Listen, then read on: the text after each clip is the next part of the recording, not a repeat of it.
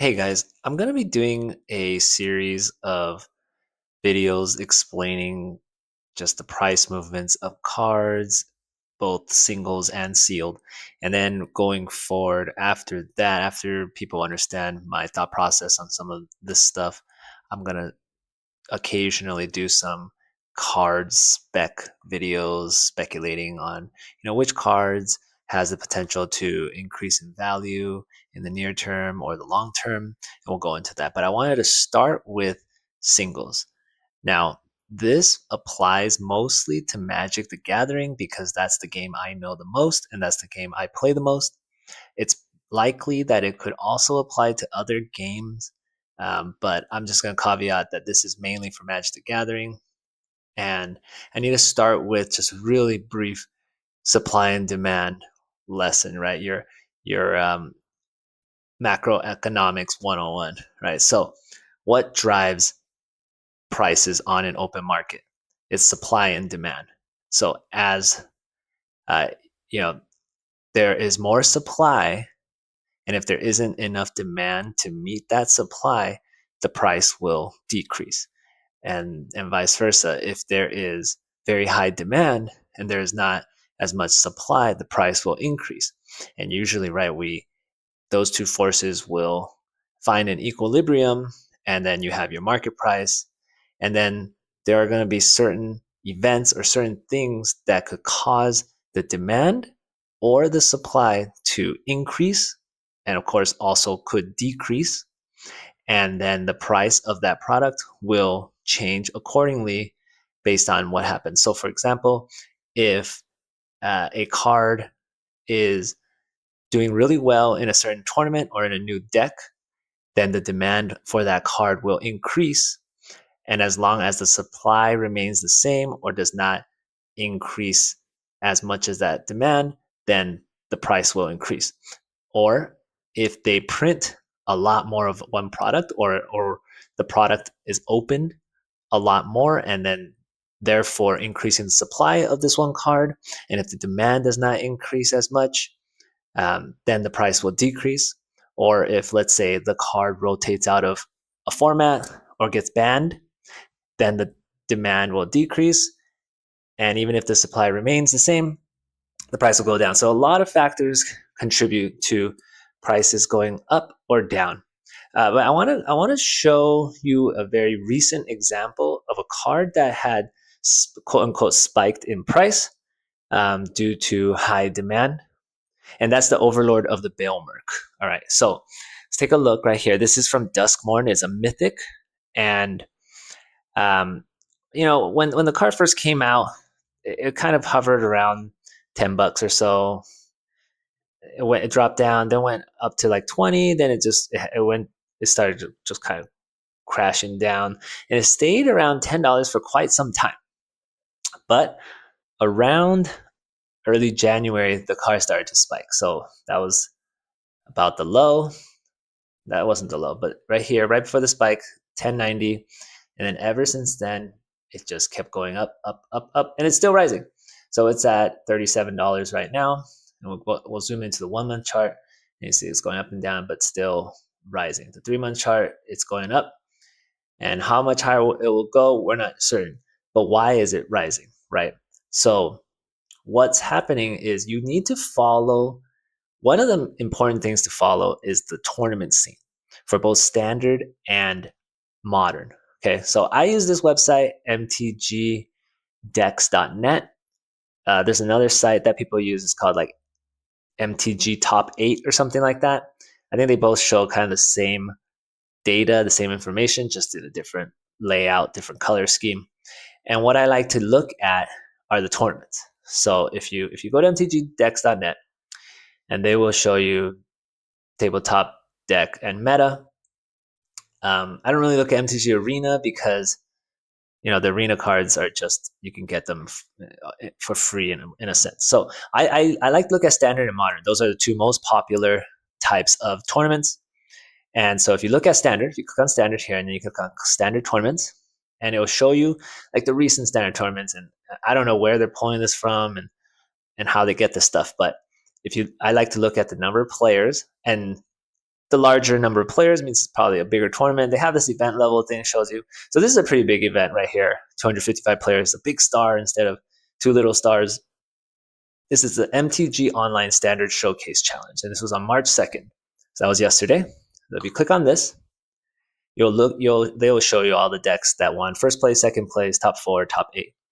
And you look at, you can look at, and this is standard. So you can look at the decks. So there's Esper Pixie, Red Dex wins, blah, blah, blah, blah, blah. Now, if you go to modern, it's the same thing. So you go to modern, and I think, I don't play modern, but I think it appears from me looking at all this tournament stuff and the number of players, it seems like modern is more popular than standard for these tournaments. So if you look at the most recent one, March 3rd, it has 3 stars, whatever that means. It's the MTG Online Modern Challenge. And I think this is like this one or more than one every day. But, and you can look at, here's a big one, MTG China Open, blah, blah, blah, blah, 300 players, big star. And that was on March 1st. So if we look at this, you look at the decks, you see the second place deck, 921, the record is Orzhov mid-range. And you see the first place is Temur Breach, top 4, Temur Breach, blah, blah, blah, blah, blah, blah. But if you look at the Orzhov mid-range, you can click into the deck and you can look at it and you can see the deck list. They show you the prices. I don't know where they're pulling these prices from, but you'll see Overlord of the Balemurk here, and it's a 4 of. Another interesting card to note is Ketramos, which is from the new Aetherdrift set. It's also a mythic, and another 4 of included in this deck. So what happened is around January-ish, that was when the Overlord card started to spike, this Orzhov deck in Modern started to pop up. And at the time, Ketramos was not released yet. Aetherdrift was not out. Aetherdrift came out like on Valentine's Day, February 14th. And so even in January around that time, there was a version of this deck without Ketramos, and Overlord started to spike. Now, another factor, so that, that contributes to the rise in the price of this card. And the fact that this deck has continued to do better, and ever since Ketramos has been released, which has made the deck even stronger, this deck is, look, it's got second place. It can compete with these Temur Breach decks, which obviously are like the top, right? Because if like the top 5 decks are all Temur, and the only other deck that's not Temur is this Orzhov deck, that means that this deck is quite powerful, and it potentially could win. If you look at some other tournaments, let's look at the most recent Modern Challenge. Again, Temur Breach, Web of Zorius Control, Orzhov Necro Dominance, and you can look. There's an Orzhov Blink. That's essentially that Orzhov deck, which went 6-2, which is not bad. And then if you click into it, you'll see that it runs the Balemurk as well. Okay. And another interesting thing that increases the price is whether or not this card is played in Commander, because Commander is the most popular format to play Magic, and it has the most players. So if this is a card that is like an auto include in many Commander decks, or many Commander decks run it, that will also increase the demand for this card, therefore increasing the price. The only thing to remember is that Commander, you can only have 1 of each card. So the fact that this card is a 4 of in many popular Modern tournament decks means that whoever's playing Modern and whoever wants to play this Orzhov deck will need to buy 4 copies of this card. And then you couple that with the fact that many Commander decks want to run this card, that just drives a lot of demand for this card. And if we look at EDH Rec, this is a place where you can look at Commander stuff.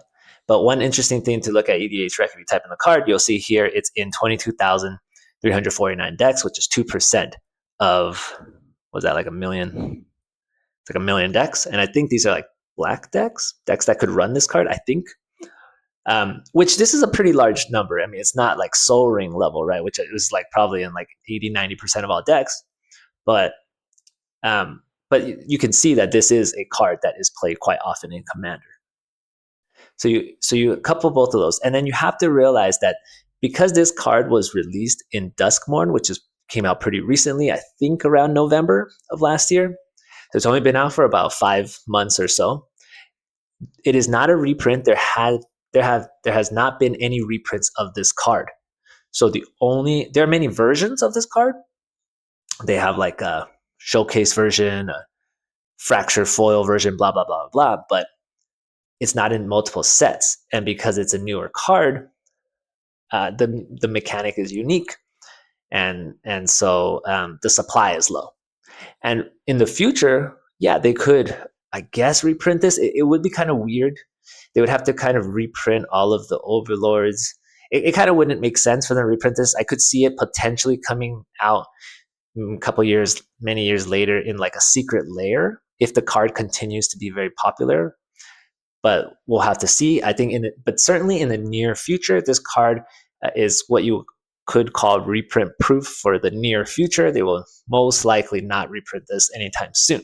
So as long as the deck is doing well in modern, as long as the card, there isn't another card that power creeps this, replaces this card will either continue to rise in price or retain its quite high value. So if you had identified maybe in early January, right, there was like I guess the set came out in like October or September, but so there was like a 1, 2, 3, like about 3-month period where this card was under $20. And if you had identified it within any time in that time frame, you could have bought this card for $10 or so. And now you can theoretically sell this card for $37 or in the mid 30s. Of course, you have to account for fees and all that stuff. So realistically, you're not going to get the full amount.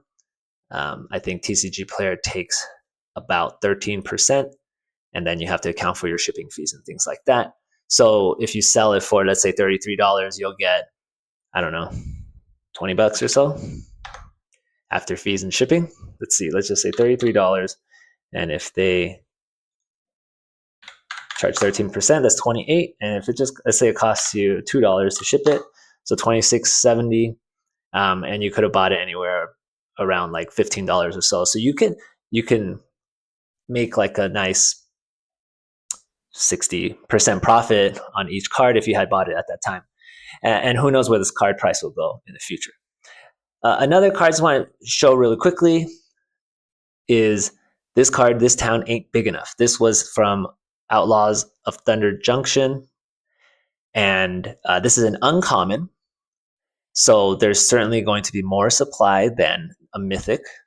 But why is this uncommon going for it's going for like $5, was it $4 or so? And if you look at the price chart in the last 6 months, I mean, there was a period of time where this card was going for 10 cents. And so if you had bought anywhere, right, or 40 cents even, and that was, it's probably like a 3-4 month period where you could have got this card for under $1, and you could have bought hundreds of them if you were so bold. And now you can sell them theoretically for about $3 or $4 each. And if let's just say you bought it for 40 cents, you're looking at like 400 or 500% profit on each card or something like that, right? And so why is this card up? So if you look at the decks, again, it's similar to why the other cards go up. If you look, and this deck is being played in standard. So if you go to standard decks and you look at standard tournaments, and you look at, let's say, the more recent, like largest standard tournament right here, March 2nd, it's a big star, 255 players, MTGO Standard Showcase Challenge. Look at the top deck, Esper Pixie, and look at this, Esper Pixie, Esper Pixie. And if you click into Esper Pixie, you'll notice that they're going to run this card, 4 of them. This Town Ain't Big Enough right here, 4 of these. And if we look at other decks, I mean, if you look at this Esper Pixie, you're going to see it again here. And perhaps there are other decks that's not an Esper Pixie deck that also runs this card. Dimir Bounce. That's kind of like an Esper Pixie. It just doesn't have white in it. But yeah, it's going to run 4 of... this one... Instant. This one does not run This Town Ain't Big Enough. Interesting. Okay. But as you can see, that's why the price is spiking. I don't think this card is played very much in Commander. So it's not being driven up. But again, I don't think Commander really drives up prices as much as these tournament decks do, because you need to run 4 of in each deck, and Commander you only need 1 of. And again, the same goes. This card is unique. There are no other versions of this card yet. No reprints. It's only this one version.